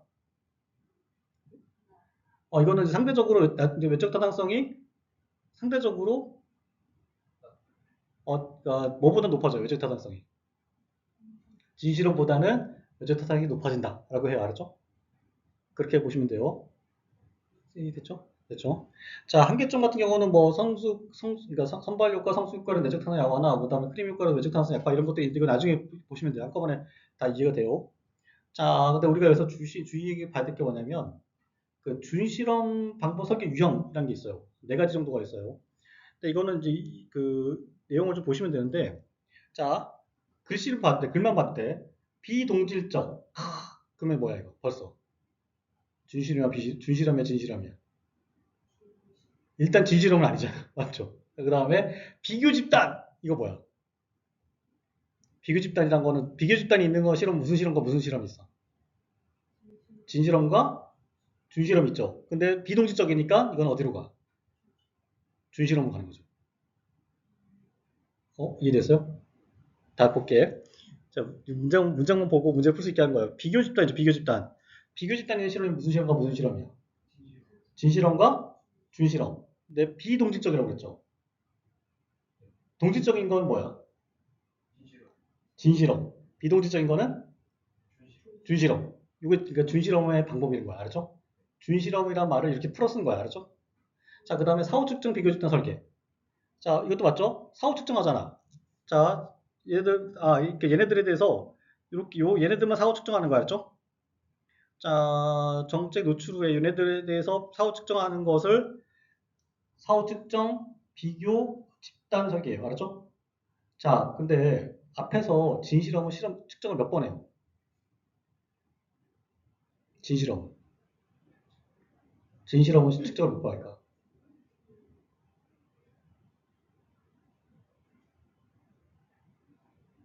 진실하고 측정을 두 번 해요. 알았죠? 첫 번째 측정하고 두 번째 측정 이렇게 측정해. 알았죠? 두 번 측정해요. 두 번 측정해서 그러니까 측정과 측정 사이에 뭘 넣냐면 정책 노출을 집어넣어. 알았죠? 이게 진실한 방법이야. 근데 사후 측정 같은 경우는 그러면 사후 측정이라고 하는 뜻은 자, 정책 노출 이후에 측정 몇 번 한다는 거야. 한 번 한다는 뜻이야. 알았죠? 그럼 이건 진실함이야, 준실함이야. 준실함이지. 알았죠? 비교 집단이 있으니까 이건 진실함 아니면 준실함이잖아. 말하면 비교 집단이 있으니까 준실함 아니면 뭐야? 진실함이잖아. 그런데 사후 측정에 나오고 있잖아. 진실함 두 번 하는데 한 번 하잖아. 그럼 얘네 뭐야? 바로 준실함 떨어지는 거 알았죠? 이해됐죠? 자, 그 다음에 이제 회귀불연서 설계라는 게 있어요. 회귀불연서 설계 나중에 제가 시험 볼 때, 문제 풀 때 다시 설명드릴게요. 자, 그 다음에 단절적 시기열분석 이것도 같이 그때 문제 풀 때 다시 설명드릴게요. 알았죠? 자, 그래서 이 앞에 비동질적 비교집단 설계, 사후특정 비교집단 설계, 회귀불연서 설계 이것들이 다 어디 들어간다? 준실험 방법에 들어간다. 라고 머릿속에 기억을 하고 계시면 됩니다. 알았죠? 이해됐죠? 자, 마지막이 이제 비실험 방법이에요. 비실험 방법을 그려놓은 게 요거야. 알았죠? 느낌 딱 오지, 이제. 뭐가 맞았어? 통지 집단이 없어졌죠. 알았죠? 어디서? 준실험에서 통지 집단이 없어져 버린 거 알았죠? 자, 정책 효과성을 통지 집단 없이 동지성 확보 없이 평가할 수 있다고 주장하는 이론이 바로 비실험 방법이다라고 보면 돼요. 그러니까 이거는 집단 하나를 갖고 평가해버리는 거 알았죠? 정책 노출을 해서 얘네들이 어떤 정책 효과가 있는지, 그러니까 결과적으로는 이 두 개의 차이를 보는 거죠. 이 두 개의 차이. 알았죠? 이 두 개의 차이를 통해서 정책 효과를 하는 거예요. 알았죠? 정책 효과를 측정하는 방식이 바로 정책 노출이다. 그러니까 비실험 방법이다. 라고 보면 돼요. 알겠죠? 어렵지 않죠? 자, 이거는 외적 탄성이 높다, 안 높다? 외적 탄성이 높다. 알았죠? 외적 탄성이 높아요. 내적 타산성은 낮다. 알았죠? 내적 타산성이 낮다. 라고 해요. 이거 이해됐어요? 이해됐죠? 자, 제가 요거 하고 나서 잠깐 쉬었다가 다시 한꺼번에 설명드릴게요. 왜 이런 일이 벌어지는지를. 아죠? 이론적으로 설명드릴게요. 자, 비실험적 설계 방법의 유형은 뭐가 있냐면 단일 집단 사후 측정 설계하고 단일 집단 사전 측정 및 사후 측정 설계 이렇게 있어요. 알았죠? 이것들이 다 어디 들어간다? 비실험에 들어간다. 왜 이게 비실험인지 알 수 있어요. 이게 이름에 다 숨어 있지. 무슨 뭐가 단서야? 단일 집단 알았죠? 단일 집단이면 무조건 어디로 떨어진다? 비실험으로 떨어진다 라고 보시면 돼요. 여기까지 해서 비실험 방법까지 있어요. 자, 실험 방법 몇 가지다? 세 가지. 무슨 실험? 진실험, 준실험, 비실험. 맞죠? 이 세 가지가 어떻게 변화 오는지를 이해하면 끝이에요. 알았죠? 자, 이해됐죠? 여기까지. 자, 여기까지 해서 이제 실험까지 우리가 마무리했어요. 그럼 실험 결과가 나중에 최종적으로 확정이 되면, 그러니까 추론과, 그러니까 가설과 실험 결과가 일치하면 일단 그게 평가가 완료되는 거 알았죠? A 정책이 B 효과가 있다라고 했어. 가설을 세웠어. 실험을 해보니까 A 실험이, 그러니까 A가 B 효과가 있어. 그러면 이 사람은, 이 연구자는, 이 평가자는 어떻게 해? 이렇게 주장하는 거야. A가 B에게 영향을 A 정책이 B 효과를 낸다라고 주장을 해야 되는 거야. 그게 뭐다? 정책 평가잖아. 무슨 인과관계가. 알았죠? 이걸 정책 평가로 불러. 알았죠? 이거 일련의 과정을 다 정책 평가라고 불러요. 알았죠? 그 결과가 무슨 과정을 거쳐서 와? 추론, 가설, 실험을 거쳐서 오잖아. 맞죠? 그 정책 평가는 뭘 갖고 있어야 돼? 결과적으로 인과관계와 타당성과 신뢰성 갖고 있어야 돼. 알았죠? 실험을 했는데 평가를 했어요. 어떨 때는 A 정책이 B 효과가 있다고 실험이 결과가 나오고, 어떨 때는 A 실험이 B 효과가 없다고 나타나. 자, 그러면 그 실험만 봤을 때는 그 실험이 타당성이, 아니, 신뢰성이 있어 없어요? 없게 되는 거 알았죠? 신뢰성이 없으면 결과적으로는 정치평가가 신뢰성이 있는 거 없는 거야? 없는 거야. 왔다 갔다 하는 실험을 갖고 나온 결론은 믿을 수 있어 없어? 그러면 그 실험 자체, 그 평가 자체가 어떻다? 신뢰할 수가 신뢰성이 없다라고 하게 되는 거야. 알았죠? 실험의 신뢰성이 없다는 거를 평가의 신뢰성이 없다라고 해버려도 무방해요. 알았죠? 왜냐면 평가는 무엇으로 구성되기 때문에 그렇다? 추론, 가설, 실험으로 구성되기 때문에 그렇다. 라고 보면 됩니다. 됐죠? 여기까지 정리됐죠? 자, 요거 잠깐 쉬었다가 다시 또 한번 다시 설명드릴게요. 여러분들의 이해를 돕기 위해서.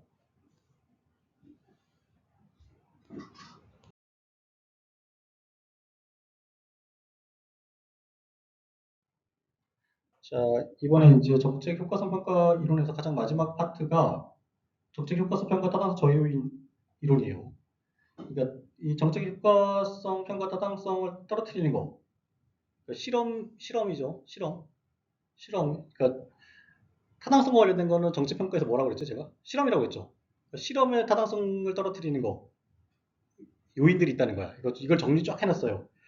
시험 문제는 요게 나와. 이제 요게 나오면 정책 평가에서 시험 문제가 어렵게 나왔다라고 할 수 있어요. 그 다음에 더 만약에 아까 회귀 분석 있었죠. 회귀 분석.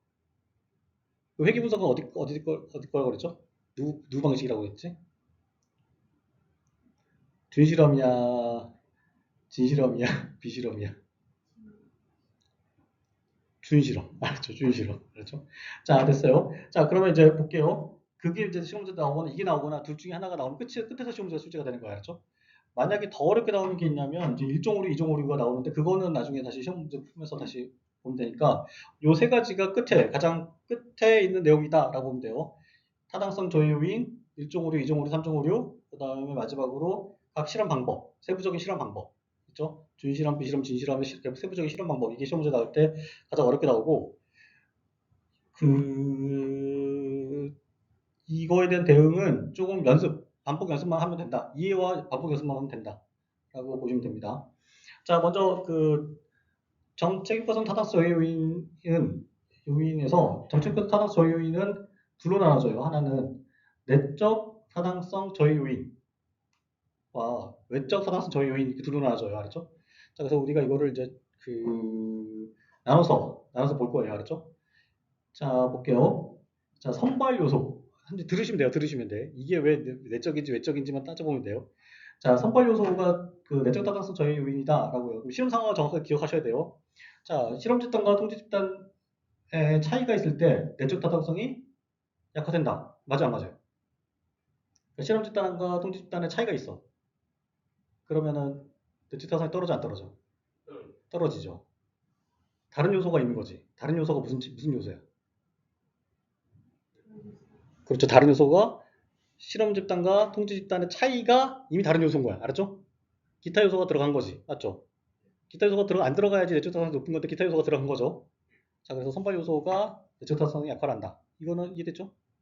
자, 다시 이제 그림을 그려보면 돼요. 야가 요렇게 있죠. 이 그림만 머릿속에 있으면 돼요. 자, 요렇게 있고 야한테만 이제 한 거예요. 근데 야하고 같아야 돼, 안 같아야 돼? 100%. 이론적으로는. 이론적으로 같아야 돼, 달라야 돼. 진실험에서는. 같아야 되지. 동질하다니까. 근데 그 동질성을 확보하기 위해서 어떻게 한다? 차선책으로 무작위 한다. 근데 야하고 달라요. 그러면은 진실험의 이상적 모형부터 거리가 멀어져, 안 멀어져? 멀어지면 내적 타당성이 떨어져, 안 떨어져? 이상적인 모형과 거리가 멀어지면 다 내적 타당성이 떨어지는 거 알았죠? 이해됐죠? 자, 두 번째, 역사적 요소. 자, 의도하지 못한 사건이 발생할 때 내적 타당성이 떨어진다. 알았죠? 자, 이런 상황에서 사건이 벌어지는 거야. 사건. 알았죠? 외부에서 사건이 벌어져가지고 여기 영향을 미쳐. 알았죠? 이런 경우도 있을 수 있겠죠? 이런 경우가 미쳤을 때 내적 타당성이 바뀌겠죠? 다른 변수가 개입된 거잖아. 이대로 그대로 둬야 되는데 옆에 와서 실험하던 사람이 와가지고 뭐 잘못 만진다거나 소리를 냈다거나 충격을 줬다거나 이런 거야. 알았죠? 자, 이것을 역사적 요소라고 부르고 역사적 요소는 내적 타당성 떨어뜨린다, 안 떨어뜨린다? 떨어뜨린다. 알았죠? 협조 돼요? 협조 되죠? 됐죠? 자, 그 다음 볼게요. 성숙 효과. 이게 아까 우리가 말한 거야. 아까. 그래프상에 우상향하는 그래프가 그려진 이유가 성숙효과야. 알았죠? 자, 시간 경과에 따른 실험 집단이 변화할 때 내적 타당성이 약화된다. 실험 집단 변화죠. 자연 변화는 거 자연 변화. 알았죠? 자, 이게 만약에 반영이 되면 이거 그냥 그게 그대로 반영돼 버리면 내적 타당성이 떨어진다, 안 떨어진다. 떨어진다. 실험 결과에 뭐가 반영되어 있는 거야? 성숙효가 반영되어 있는 거죠.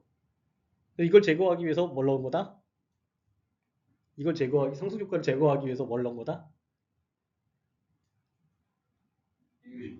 그렇죠. 비교 집단을 넣은 거야. 알았죠? 그래서 이제 통제 집단이라고 불러요. 알았죠? 이해됐죠? 이해됐죠? 이해됐죠? 자, 여기 세 가지 됐어요. 여기 이제 기본형이야. 이건 쉬운 거였어요. 알았죠? 자, 그 다음에 여기서부터 좀 어려워져요. 자, 선발과 성숙의 상호작용이라는 게 있어요. 이건 보면은, 자, 실험 집단과 통제 집단 사이에 선발 과정의 차이가 있을 때 내적 타당성이 약화된다. 실험 집단과 통제 집단을 같이 모아야 되는데, 따로따로 하는 거야. 따로따로. 알았죠? 다른 방법으로 하는 거야. 이렇게 되면은 양자가 같을까 다를까요? 달라지겠죠? 가장 이상적인 건 뭐냐면, 우리가 쥐를 갖고 할 경우에 쥐를 100마리를 모아요. 100마리 모아. 100마리 다 한꺼번에 구해요. 그래서 그거를 한 마리씩 여기 그러니까 실험 집단 통에 하나, 통에 이렇게 방거나 넣는 거야. 이러면은 이론적으로는 어디에 가까워져요? 동질성에 가까워지겠죠? 그런데 A에 넣는 G는 A라고 하는 그러니까 A 납품업자한테 받고 B 통에 넣는 G는 다른 데서 사온 거야. 알았죠? 다른 데서 사서 다 집어넣어 버려. 자, 이러면은 얘네들 같아 안 같아요? 신발 가격이 달라. 같아 달라요. 달라겠죠? 이럴 경우에 내적타상이 떨어진다, 떨어진다. 떨어지겠죠. 아, 이해했어. 알았죠? 이걸 뭐라 부르냐면 선발과 성숙의 상호작용이야. 선발을 어떻게 했느냐에 따라서 걔들이 달라져. 만약에 A 업체에서 구매한 G는 성장이 이렇게 가는데 B에서는 성장이 이렇게 간다. 이러면은 제대로 우리가 뭘 추출해내지 못해. 뭐를 감안하지 못해. 뭘 정확히 못 빼줘.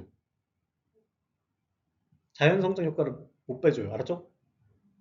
그래프가 다르잖아. 같은 방향으로 가야 되는데 한쪽은 더 기울러. 알았죠?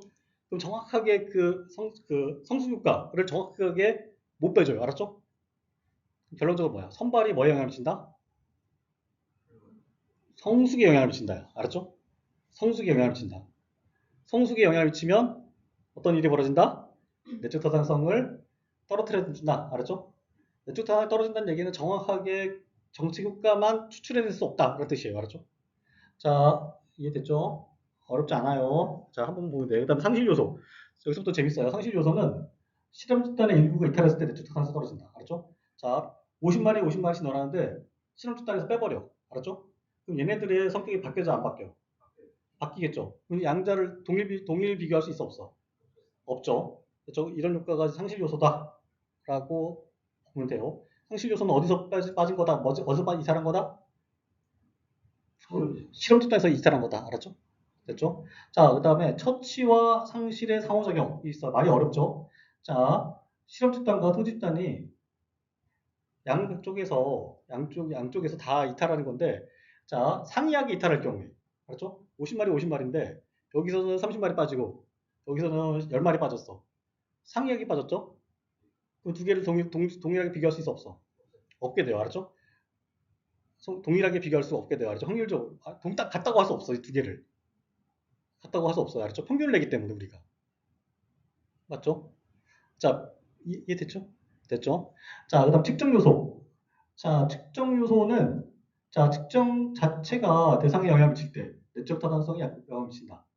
우리가 측정을 하죠. 한 번 측정하고 두 번 측정하죠. 이게 영향을 미칠 때가 있어요. 알았죠? 측정 자체가 영향을 미칠 때.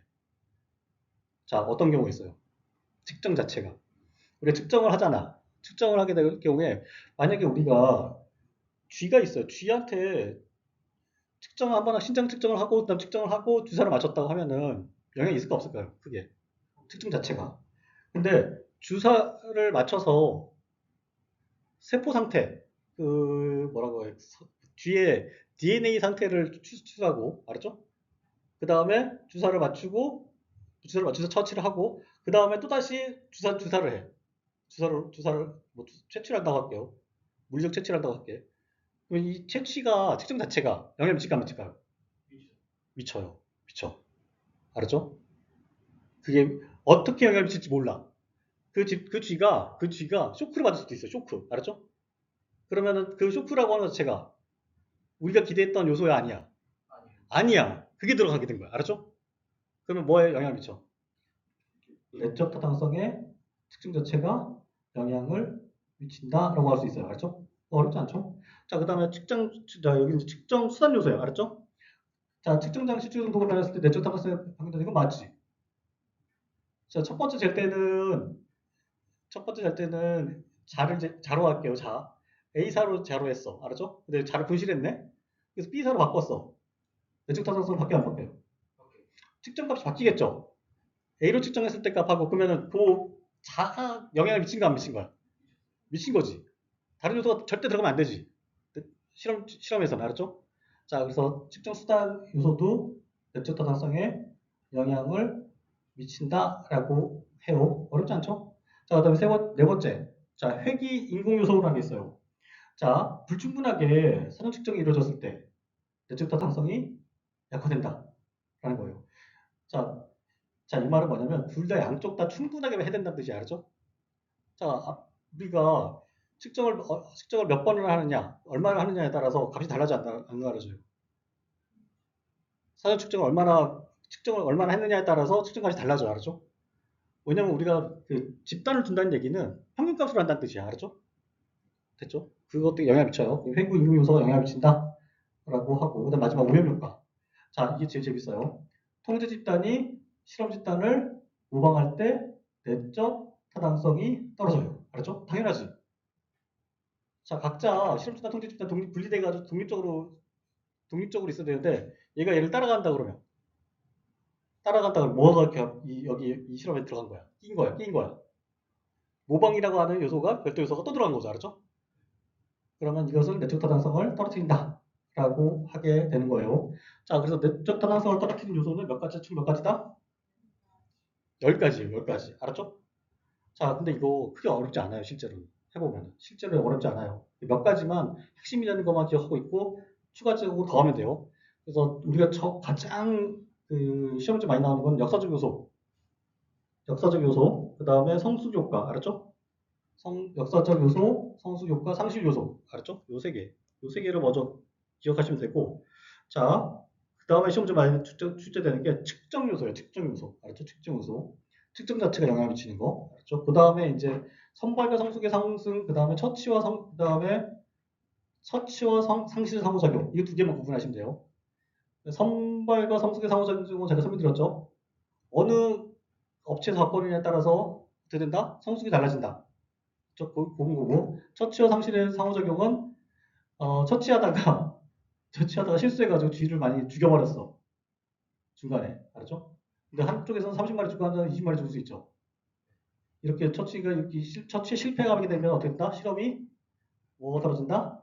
내적 타당성이 떨어진다라고 할 수 있게 되는 거 알았죠? 자, 그래서 우리가 이제 기본적으로 역사, 성숙, 상실 이게 세 개가 3대장으로 보시고 나머지 이제 하나씩 연결해서 보시면 됩니다. 됐죠? 근데 우리가 고민해야 될 거는 뭐냐면 자, 무슨 효과가 무슨 내용인지만 정확히만 알면 이게 내적인지 외적인지 금방 판단할 수 있어요. 이해됐죠? 왜냐면 우리가 이론을 알고 있잖아. 어떻게 돌아가는 메커니즘을 알고 있잖아. 맞죠? 이게 이상적인 실험 상태, 이상적인 진실험을 방해하느냐 안 방해하느냐만 판단하면 돼. 자, 볼게요.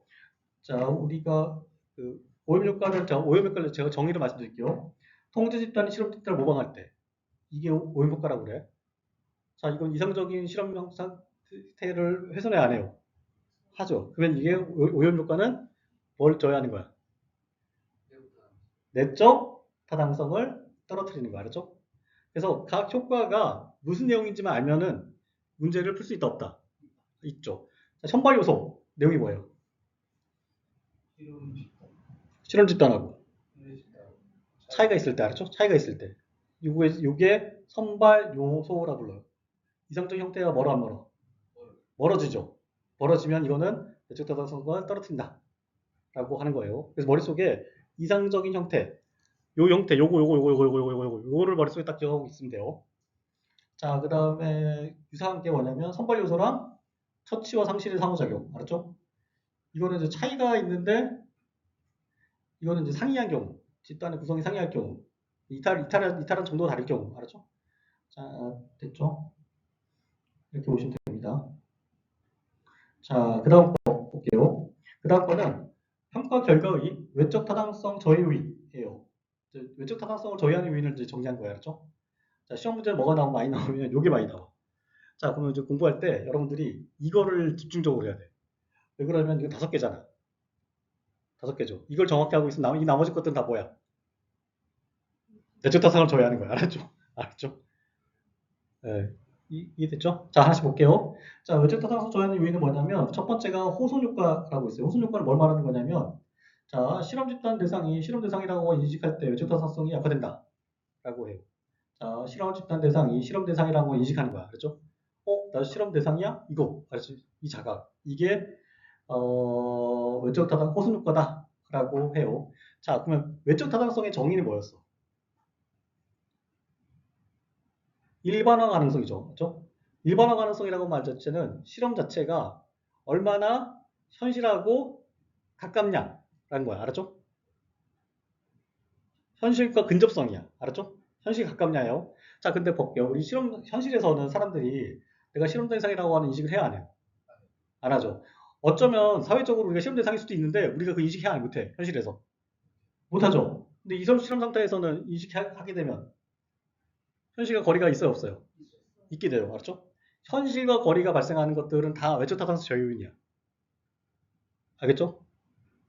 됐죠? 근데 실험 대상이라고 하는 인식, 이거는 현실과 거리가 있어, 없어?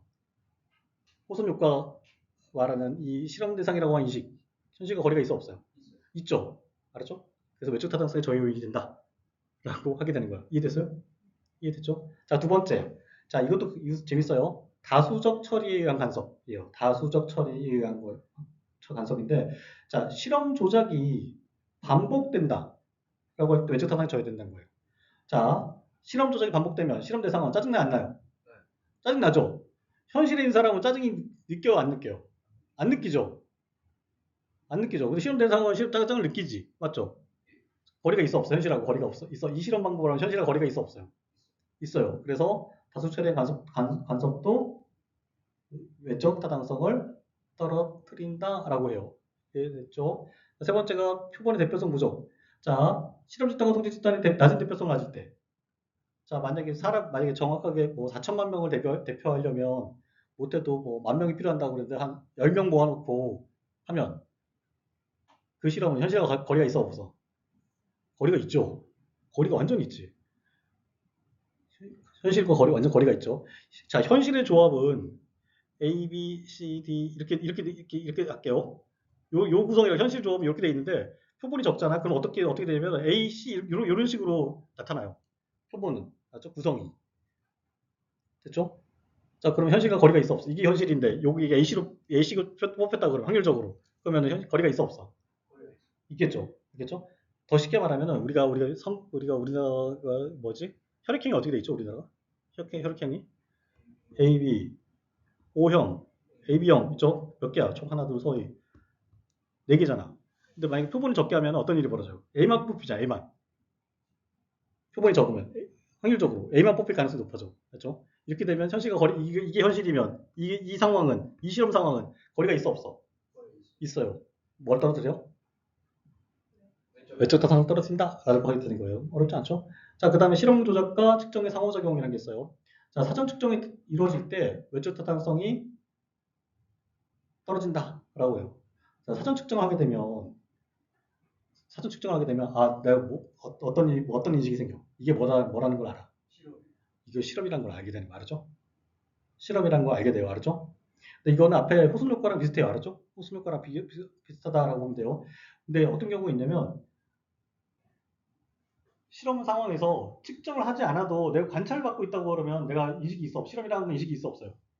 실험이다라는 인식이 있어, 없어? 내가 관찰되고 있으면 내가 실험 대상이라는 걸 알아, 몰라?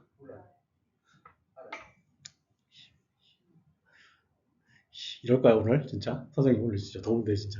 근데 나한테 혈액을 채취해 갔어. 그럼 실험이라는 거 알아, 몰라? 알겠죠? 알았죠? 근데 호선에서는, 그러니까 만약에 공장에서 내가 관찰해. 여기서 내가 나한테 그 어떤 조치를 했어, 안 했어? 관찰되고 있는 상황에서 나한테 무슨 조치를 했어, 안 했어? 안 했어. 안 했어도 알고 알 수 있고, 나한테 조치를 해도 알 수 있는 거 알았죠? 이 둘 다 어떻다? 현실과 현실과 거리가 있다 없다. 거리를 있게 만드는 거예요, 알았죠? 이해됐죠? 현실 세계에서 누가 나한테 와서 주사 꼽아요, 안 꼽아요? 안 꼽잖아, 맞죠? 현실에서는 편안하잖아, 맞죠? 그거예요. 자, 마지막 크래밍 효과예요. 크래밍. 이게 시험 문제 가장 많이 나와요. 그러니까 여기서 시험 문제 많이 나온 거 호손이랑 크래밍이 가장 많이 나온다라고 보시면 돼요. 자, 이거는 의도적으로 편견에 입각하여 실험 집단을 선정할 때. 자, 의도적으로 편견에 입각해서 실험 집단을 선택하는 거 알았죠? A 집단, B 집단 선택하는데 점수가 잘 나오게 뽑는 거 알았죠? 점수가 잘 나오게 그 시험 결과가 이쁘게 나올 수 있도록 뽑는 거야. 이게 크래밍 효과예요. 자, 그럼 이거는 현실과 거리가 있어 없어요? 완전 완전 거리가 있죠. 현실 세계에서는 AB 무작위하게 AB, O, AB 이렇게 구성돼 있겠죠. 확률적으로 개수 뭐 확률적으로 구성돼 있겠지. 근데 만약에 의도적으로 뽑으면 확률이 바뀔까 안 바뀔까요? 확률이 바뀌어 나타나요. 알았죠?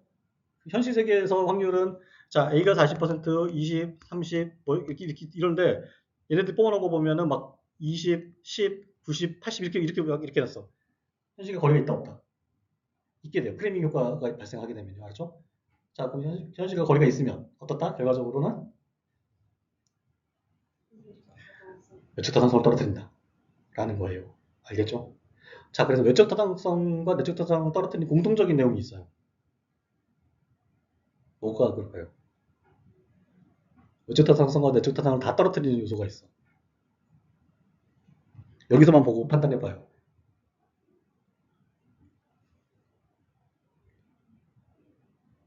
이 다섯 가지가 보고 외적 타당성에도 유사한 게 있었나를 봐요.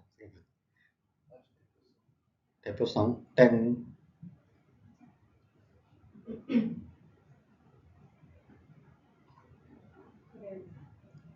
땡. 자, 내적 타당성을 떨어뜨리는 곳에는 의도적인 게 없어. 의도적인 건 없어요. 알았죠? 달라지긴 달라지는데 알았죠? 의도적으로 하는 건 아니야. 알았죠? 의도적으로 뭐 그런 취지가 내용이 들어가 있지 않아요. 근데 프레이밍은 의도적인 거 알았죠? 의도적으로. 자, 볼까요? 그렇죠. 실험 조작이에요. 앞에 보면 측정 요소가 있어. 측정 요소. 측정 요소. 측정 자체가 내적 타산을 떨어뜨린다. 맞죠? 여기 뭐 측정 자체가 어떻다? 사전 측정이 이루어질 경우에 외적 타산을 떨어뜨린다. 그래서 측정은 외적과 내적을 다 떨어뜨릴 수 있다라는 거예요. 알죠? 그걸 잘 유심히 보셔야 돼요. 알죠? 상황에 따라서 잘 보셔야 돼요. 근데 시험 문제는 어떤 한쪽 방향으로 나오긴 하는데 이 두 가지 취지를 같이 놓고 판단하셔야 돼. 알았죠? 한 번에 이해됐죠? 이해되죠? 이 부분은. 자, 여기까지 해서 자, 평가. 특히 실험의 외적 타당성과 내적 타당성을 떨어뜨리는 요인을 정리한 거야. 알겠죠? 외적 타당성과 내적 타당성을 떨어뜨리는 실험에 다시 말해 평가의 외적 타당성과 내적 타당성을 떨어뜨리는 요소를 지금까지 정리했어요. 알았죠? 자, 그 외적 타당성을 한 것을 머릿속에 외우세요. 알았죠? 이걸 외우는 게 나아요. 자, 호송, 다수 처리 간섭, 자, 그 다음에 표본의 대표성 부족, 실험 조작, 클레밍. 이렇게. 알았죠? 근데 보통 학생들 보니까 외우더라, 그냥. 호다, 표시크.